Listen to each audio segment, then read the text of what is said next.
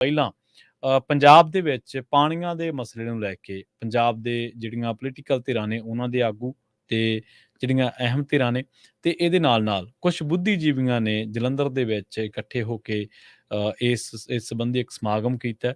ਕਿਵੇਂ ਉਸ ਸਮਾਗਮ ਨੂੰ ਦੇਖਦੇ ਹੋ? ਸੰਵਾਦ ਦਾ ਤਾਂ ਮੇਰੇ ਖਿਆਲ 'ਚ ਰਾਹ ਹੋਣਾ ਚਾਹੀਦਾ ਸਾਡੇ ਸਾਰਿਆਂ ਕੋਲੇ। ਪ੍ਰਵੀਨ ਜੀ ਬਿਲਕੁਲ ਇਹ ਸਾਰਥੀ ਨਾਂ ਦੀ ਸੰਸਥਾ ਜੀ। ਜਿਹੜੀ ਮਤਲਬ ਕਿ ਪ੍ਰਗਟ ਸਿੰਘ ਦੀ ਦੇਖ ਰੇਖ ਹੇਠ ਬਣੀ ਆ ਹਾਂਜੀ, ਤੇ ਇਹ ਸਮਾਗਮ ਪੰਜਾਬ ਯੂਨੀਵਰਸਿਟੀ ਚੰਡੀਗੜ੍ਹ 'ਚ ਸੀਗਾ। ਚੰਡੀਗੜ੍ਹ 'ਚ ਹੋਇਆ ਸੀ। ਹਾਂਜੀ। ਹਾਂਜੀ ਹਾਂਜੀ ਉੱਥੇ ਸੀਗਾ ਤੇ ਭਰਮਾ ਇਕੱਠ ਸੀ। ਹੂੰ। ਕਿਸਾਨ ਜਥੇਬੰਦੀਆਂ, ਸਟੂਡੈਂਟ ਵਿਦਿਆਰਥੀ ਜਥੇਬੰਦੀਆਂ, ਸਮਾਜਿਕ ਵੱਖ-ਵੱਖ ਨੁਮਾਇੰਦੇ ਤੇ ਉਹਨਾਂ ਦੇ ਵਿੱਚ ਲਗਭਗ ਸਾਰੀਆਂ ਪਾਰਟੀਆਂ ਦੇ ਨੁਮਾਇੰਦੇ ਹੂੰ।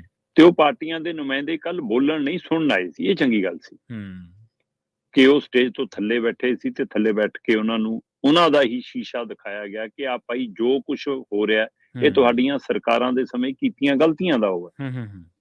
ਸੋ ਇਸ ਲਈ ਵੱਖੋ-ਵੱਖ ਪਹਿਲੂਆਂ ਤੋਂ, ਕਾਨੂੰਨੀ ਪਹਿਲੂ ਤੋਂ, ਸਰਕਾਰੀ ਪਹਿਲੂ ਤੋਂ, ਪਾਣੀਆਂ ਦੀ ਸਥਿਤੀ ਵਾਲੇ ਪਹਿਲੂ ਤੋਂ, ਹਾਂਜੀ। ਸੋ ਸਾਰੇ ਤਰ੍ਹਾਂ ਦਾ ਉਸ ਪੈਨਲ ਦੇ ਵਿੱਚ ਸੀਗਾ ਤੇ ਹਮੀਦ ਸਿੰਘ ਭਾਜੀ ਹੋਰੀ ਸਾਡੇ ਸੀਨੀਅਰ ਪੱਤਰਕਾਰ ਵੀ ਨੇ, ਸਮਾਜਿਕ ਚਿੰਤਕ ਵੀ ਨੇ, ਉਹ ਇਸ ਦੀ ਮੰਚ ਸੰਚਾਲਨ ਦੀ ਕਾਰਵਾਈ ਚਲਾ ਰਹੇ ਸੀ ਜੀ। ਤੇ ਉਹ ਇਸ ਪਾਣੀਆਂ ਦੇ ਮਸਲੇ ਨੂੰ ਹੋਰ ਗਹਿਰ ਗੰਭੀਰਤਾ ਨਾਲ ਸਮਝਣ ਦੇ ਲਈ ਅਸੀਂ ਵੀ ਉੱਥੇ ਬਤੌਰ ਵਿਦਿਆਰਥੀ ਮੌਜੂਦ ਸੀਗੇ। ਸੋ ਇੱਕ ਚੰਗਾ ਮਤਲਬ ਕਿ ਉਹਨਾਂ ਨੇ ਦੱਸਿਆ ਇਸ ਹਵਾਲੇ ਨਾਲ ਗੱਲ ਕੁੱਲ ਮਿਲਾ ਕੇ ਨਿਕਲ ਕੇ ਆਈ ਕਿ ਕੋਈ ਵੀ ਸਮਝੌਤਾ ਨਹੀਂ ਹੁੰਦਾ, ਨਹੀਂ ਹੁੰਦਾ।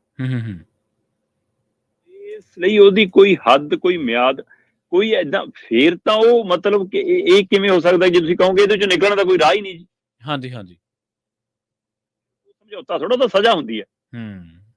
ਠੀਕ, ਤੁਸੀਂ ਕਹਿੰਦੇ ਹੋ ਕਿ ਐਗਰੀਮੈਂਟ ਨੇ ਜੀ, ਇਹ ਦੋ ਸੂਬਿਆਂ ਵਿਚਾਲੇ ਜੀ, ਸਰਕਾਰ ਵਿਚਾਲੇ ਜੀ, ਫਿਰ ਉਹ ਇਹਦੇ ਵਿੱਚ ਇਹ ਵੀ ਪਹਿਲੂ ਉੱਭਰ ਕੇ ਆਇਆ ਕਿ ਜੇਕਰ ਕੋਈ ਇਹੋ ਜਿਹਾ ਐਗਰੀਮੈਂਟ ਹੁੰਦਾ ਹੈ ਦੋ ਧਿਰਾਂ 'ਚ, ਦੋ ਸੂਬਿਆਂ 'ਚ, ਤਾਂ ਉਹਦਾ ਆਦਾਨ ਪ੍ਰਦਾਨ ਦਾ ਵੀ ਹੁੰਦਾ। ਇਹ ਕਿਵੇਂ ਹੁੰਦਾ ਕਿ ਤੁਹਾਤੋਂ ਲਈ ਜਾਵਾਂਗੇ, ਤੁਹਾਨੂੰ ਦਵਾਂਗੇ ਕੁਛ ਨਹੀਂ ਜੀ।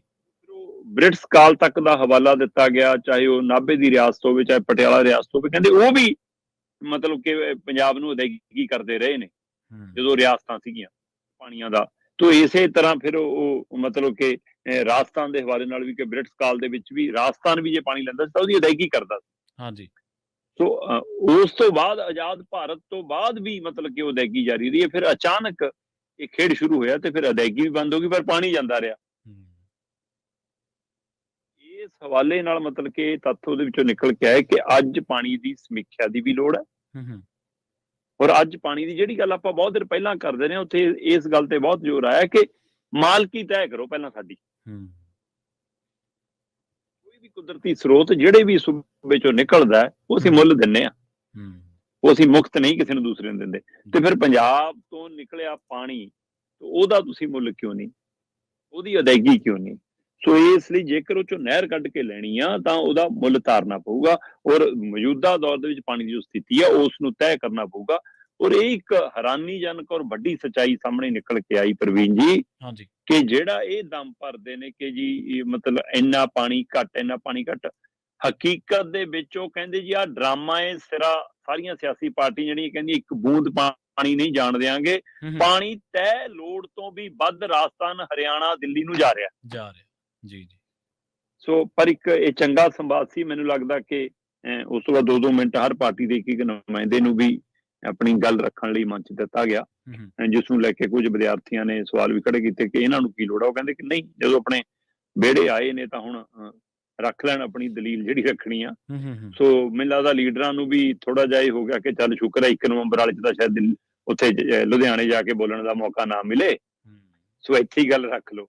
ਸੋ ਪਰ ਇਸ ਸਾਰਥਕ ਚਰਚਾ ਨੇ ਜਿਹੜਾ ਸਾਰਥੀ ਜਥੇਬੰਦੀ ਨੇ ਬੁਲਾਈ ਸੀ, ਉਸ ਨੇ ਸਾਰਥਕ ਚਰਚਾ ਛੇੜ ਦਿੱਤੀ। ਔਰ ਮੈਨੂੰ ਲੱਗਦਾ ਹੁਣ ਇਸ ਤੋਂ ਬਾਅਦ ਪੰਜਾਬ 'ਚ 1 ਨਵੰਬਰ ਵਾਲਾ ਸਮਾਗਮ ਪਹਿਲਾਂ ਹੋ ਜਾਵੇ ਚਾਹੇ ਬਾਅਦ 'ਚ ਹੋ ਜਾਵੇ, ਪਰ ਹੁਣ ਪੰਜਾਬ 'ਚ ਪਾਣੀਆਂ ਨੂੰ ਲੈ ਕੇ ਚਰਚਾ ਜ਼ਰੂਰ ਚੱਲੂਗੀ। ਪੰਜਾਬ 'ਚ ਪਾਣੀਆਂ ਦੇ ਮਸਲੇ ਦੀ ਸਥਿਤੀ ਨੂੰ ਲੈ ਕੇ ਲਗਾਤਾਰ ਸੈਮੀਨਾਰ ਹੋਣਗੇ। ਜਦੋਂ ਸੈਮੀਨਾਰ ਹੁੰਦੇ ਨੇ, ਚਰਚਾਵਾਂ ਵਿਚਾਰਾਂ ਹੁੰਦੀਆਂ ਨੇ, ਉਹ 'ਚੋਂ ਫਿਰ ਹੱਲ ਨਿਕਲਣ ਦੀ ਰਾਹ ਦੀ ਆਸ ਵੀ ਜਾਗਦੀ ਆ। ਸੋ ਇਸ ਲਈ ਇਹ ਉਮੀਦ ਹੈ ਕਿ ਹੁਣ ਪੰਜਾਬ ਦੇ ਲੋਕ ਪੰਜਾਬ ਦੇ ਪਾਣੀਆਂ ਨੂੰ ਲੈ ਕੇ, ਆਪਣੇ ਹੱਕਾਂ ਦੇ ਉੱਤੇ ਵੱਜ ਰਹੇ ਡਾਕੇ ਨੂੰ ਲੈ ਕੇ ਔਰ ਖੁਦ ਪਾਣੀ ਸਹਿਜਣ, ਸੰਭਾਲਣ ਤੇ ਉਹਨੂੰ ਸਾਫ਼ ਰੱਖਣ ਦੇ ਹਵਾਲੇ ਨਾਲ ਕੁਝ ਗੰਭੀਰ ਹੋਣਗੇ। ਜੀ।